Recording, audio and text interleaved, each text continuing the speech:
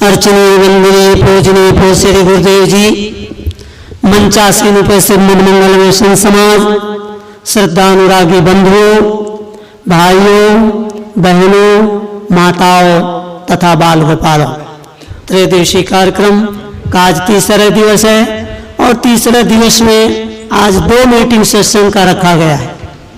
यह पहली मीटिंग का है और दूसरी मीटिंग अंतिम होगी। तो इस प्रकार से अभी आप सब बहुत सुंदर भजन श्रवण कर रहे थे हमारे साहब वर्मा साहब जी के द्वारा, और उसके पहले हमारे संतों के द्वारा विचारों को श्रवण कर रहे थे। सदगुरु कबीर देव के विचार मैंने कल आपको कहा था कि हमारे यहाँ 4 वेद हैं, परंतु सदगुरु कबीर देव का जो मूल ग्रंथ बीजक है इसको भी हम वेद ही समझते हैं। तो 5 वेद हो जाते हैं, क्योंकि जैसे वेदों में छोटे छोटे मंत्र आते हैं, सूत्र आते हैं, इसी प्रकार से सदगुरु कबीर देव हमें ऐसे सूत्र दे देते। जैसे अभी हमारे साहब बोल रहे थे ना कि करो विचार, अरे विचार करो तो कोई दुख नहीं, और विचार ना करो तो सब दुख है, दुख है। विचार करेंगे तो दुनिया में कोई दुख नहीं है। कि दुख है क्या चीज? केवल माने तो है बस। हमने मान लिया तो दुखी हो गए। हमने माना कि वहां जाएंगे, इतना स्वागत होगा, इतना सम्मान होगा, इतनी पूजा भेंट मिलेगी, और उसके विपरीत हो गया तो दुखी हो गया। हम माने क्यों? नहीं माने तो कोई दुख नहीं। इसीलिए संतों ने कहा सब मानता का दुख है। तो साहब यहाँ पर सूत्र देते हैं कि करो विचार तो सब दुख जाए। एक दुख नहीं, संसार में जितने दुख आप माने हो वो सब दुख चले जाएंगे। कबीर साहब की ये भाषा है। साहब कहते हैं सब दुख जाए, और सब सुख के लिए भी कहते हैं। आप सब जानते हैं साहब की ये साखी है कि जो तू चाहे बोल दो, जो मुझको, कबीर साहब कहते हैं कि जो तू चाहे मुझको तो क्या कर, बोले छाण सकल की आश, और मुझी ऐसा हो रहो तो सब सुख तेरे, बोलो सदगुरुदेव की। देखो साहब ये नहीं कहते कि सब सुख मेरे पास। साहब कितना सुंदर बतलाते हैं कि सब सुख तेरे पास, यानी सब सुख का खजाना आप हैं, दुख का खजाना नहीं है। सब हम आप जितने हैं सब सुख के खजाना है, और हम दुख मान लिए, इसीलिए सब दुख जाई परंतु लगा देते हैं। कल आपने सुना ना गुरु जी कह रहे थे कि परंतु बड़ा खतरनाक है ना। इसीलिए सदगुरु कबीर देव यहाँ परंतु लगा दिए। क्या परंतु लगाए? कहते सब दुख तो चला जाएगा, विचार करेंगे तो सब दुख जाएगा, परंतु कब? बोले परिहर झूठा केर, है ना। पहले झूठे की सगाई छोड़ दो। बोलो सदगुरुदेव की सगाई समझते हो? आपके यहाँ सगाई को क्या कहते हैं? ये महाराज हमारे शिवलाल बोलते फलदान कहते हैं। सगाई मतलब संबंध है, समझ लो। सगाई हुई ना, बोलते हैं हमारे यहाँ गुजरात में बोलते हैं ना भाई, लड़का लड़की की सगाई हुई, यानी संबंध हुआ। तो इसी प्रकार से यहाँ साहब कहते हैं तुम सगाई छोड़ दो। किसकी? झूठे की, है ना। अब आप सोचेंगे कि जो झूठ बोलता है उसका साथ ना करो, यही आप सोचेंगे कि भाई जो झूठ बोलता हो उसका साथ न करो। परंतु साहब जी के अर्थ बहुत गंभीर हैं। कबीर साहब के जो शब्द हैं, साखी हैं, रामायणी हैं, उनके अर्थ बड़े गंभीर लगते हैं। साहब ऐसी बोलते हैं, बैठ जाओ अशोक भाई, बैठ जाओ शांति से। देखो सदगुरु कबीर देव की वाणी ऐसी है, संतों ने कहा है कि साहब की वाणी कैसे? बोले अटपटी है, बड़ी अटपटी लगती है, और बोले अटपटी भी है, बहुत खटपटी है। परंतु कहते हैं यदि समझ में आ जाए तो सब खटपट एक बार में ही मिट जाता है। बोलो सदगुरुदेव की। साहब की भाषा कैसे? बोले साहब कह देते हैं, कहते पहले जन्म पुत्र का भयो, साहब बोलते हैं बीजक में कि पहले पुत्र का जन्म हुआ तब बाप जन्मा, है ना। और हम आप क्या देखते हैं, पहले बाप रहता है तब पुत्र होता है कि पुत्र का जन्म पहले हो गया। पर साहब की भाषा ऐसी है और समझे तो बिल्कुल सीधी बात है, सरल बात है। पहले जन्म पुत्र का भयो बाप जन्मिया पाछे, तो कहते हैं पहले पुत्र का जन्म हुआ तब बाप का जन्म हुआ। बात तो सही कहते हैं कि नहीं कहते। जब तक पुत्र न जन्मे तब वो किसका बाप कहलाएगा बताओ, बोलो सदगुरुदेव की, है ना। नहीं, जब पुत्र का जन्म हुआ तब तो वो पिता बना ना, तब कहते हैं फलाने का बेटा। तो इसी प्रकार से ये तो व्यवहारिक बात है, पर यहाँ परमार्थिक बात है। कबीर साहब व्यवहार की बात कहे परंतु वो बात अर्थ परमार्थ में जाती, लाक्षणिक है। हम आप भी लाक्षणिक तो बोलते हैं, लाक्षणिक बोलते हैं ना, आप कहते हैं ना अशोक भाई, आप बोलते हैं ना कि हमारे घर आना साहब, हम कहते हैं आपका घर कहाँ, अरे सड़क पर है। अब आप सोचो आपका घर जो सड़क पर है तो मोटर गाड़ी कहां से चलेगी बताओ।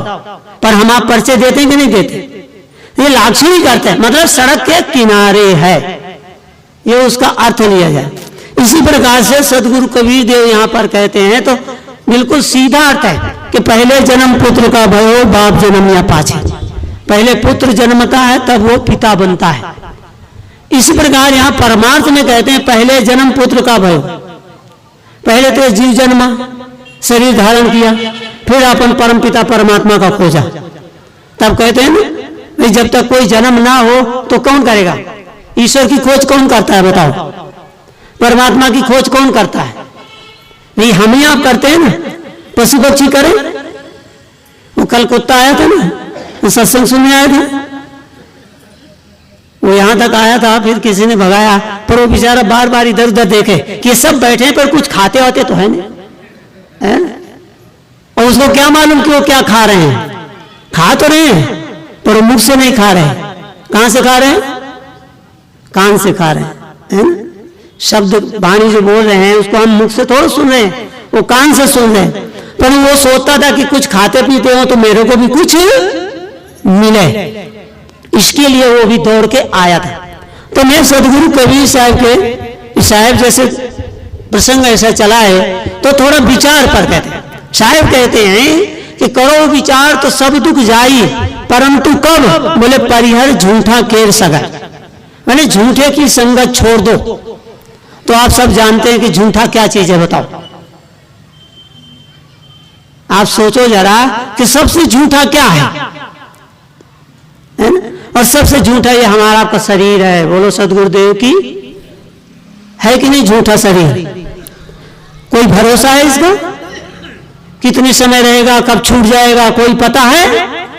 किसी को पता है? जिसको पता हो हाथ ऊंचे करे, कोई को खबर नहीं है। इसीलिए हमारे संत गाते हैं और हमारे साहब ने बहुत बढ़िया भजन अभी सुनाए ना, कितना सुंदर था। तो इस प्रकार संत भी ऐसा कहते हैं, क्या भरोसा है इस जिंदगी का, साथ देती नहीं ये, बोले साथ किसी का देती है, शरीर साथ देता है किसी का। और शरीर से जितने नाते रिश्ते हैं वो किससे नाते रिश्ते हैं, आत्मा से कि शरीर से बताओ, किससे नाते रिश्ते हैं? सबका नाता रिश्ता इस शरीर से है, आत्मा से किसका नाता है? महाराज श्री राम, हम आप रामायण हजारों बार पढ़े हैं, यहाँ तो रामायण की बड़ी प्रतियोगिताएं चलती हैं और हमारी जो बहनें बैठी हैं वो सबसे ज्यादा जानती, क्योंकि बहुत बहनें सब प्रतियोगिता में जाते हैं, भाग लेते हैं, भाई भी जाते हैं।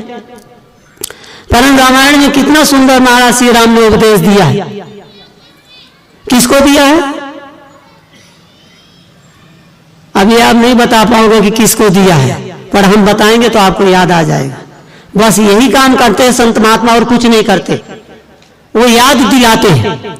रामायण में तो कितने बार किसको किसको उपदेश दिए, सैकड़ों लोगों को उपदेश दिए महाराज श्री राम। परंतु यहाँ पर यह प्रसंग आता है कि जब बाली मारा जाता है तो तारा आती है, तारा बिकल देख रघुराया, तारा जो एकदम से विकल हो जाती है क्योंकि उसका पति मारा गया है।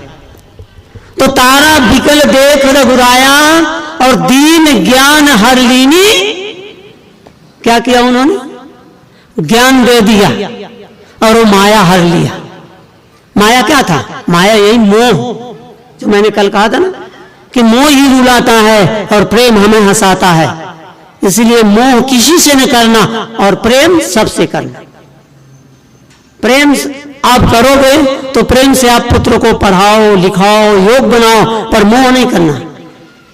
कोई भरोसा नहीं है और कभी सोचना नहीं कि हमें वृद्धावस्था में हमारे काम आएगा।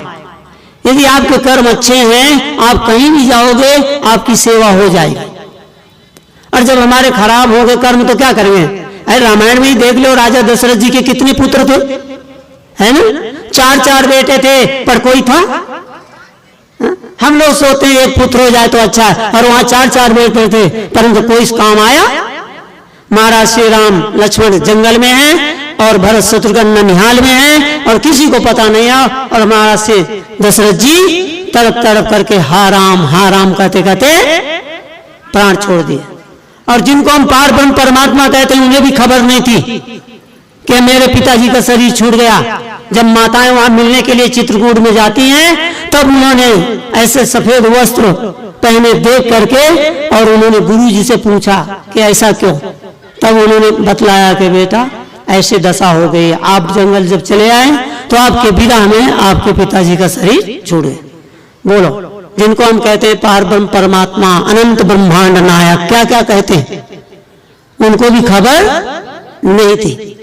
तो महाराज श्री राम उस समय पर उपदेश देते हैं जिस समय पर तारा का, वो उनके पति का, वाली का शरीर छूट गया। तो क्या ज्ञान दिया उन्होंने? उन्होंने कहा छित जल पावक गगन समीरा, पंच रचित यह अधम शरीरा। बोलते ये 5 तत्वों से बना हुआ है, 5 तत्व का पूतरा मानुष धैर्य। ये कबीर साहब पहले कहते हैं, तुलसीदास जी बाद में हुए। आपको यह भी पता होना चाहिए कि कबीर साहब पहले हुए हैं। 14वीं सदी में सदगुरु कबीर देव आए और 15वीं सदी में गोस्वामी तुलसीदास जी महाराज आए।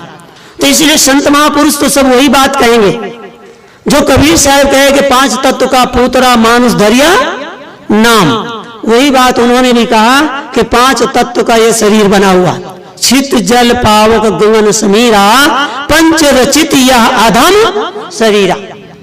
बोले शरीर को उन्होंने कहा कि अधम है, और हम कहते हैं कि भाई शरीर कितना सुंदर मनुष्य शरीर मिला है। देखो उन्होंने लिखा है, किसने लिखा है? गोस्वामी तुलसीदास जी महाराज। मैंने कल कहा था ना कि यदि दावा करना हो तो उन पर करना, हमारे पर नहीं करना। हम नहीं कहते अधम, और उन्होंने खुद भी कहा है कि अधम नहीं है, पर प्रसंग अनुसार कह दिया। उन्होंने एक जगह लिखा है, क्या लिखा? बड़े भाग।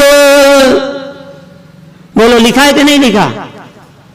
बड़े भाग मानुष तन पावा और सुर दुर्लभ सद ग्रंथन।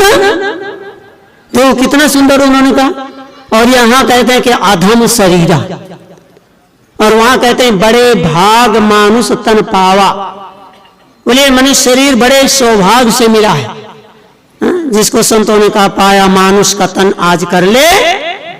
श्री अभिलाष साहब जी को अभी हमारे कह रहे थे ना साहब, तो कहते हैं कि पाया मानुष का तन आज कर ले भजन, ना भुलाना तेरे जीवन का क्या है।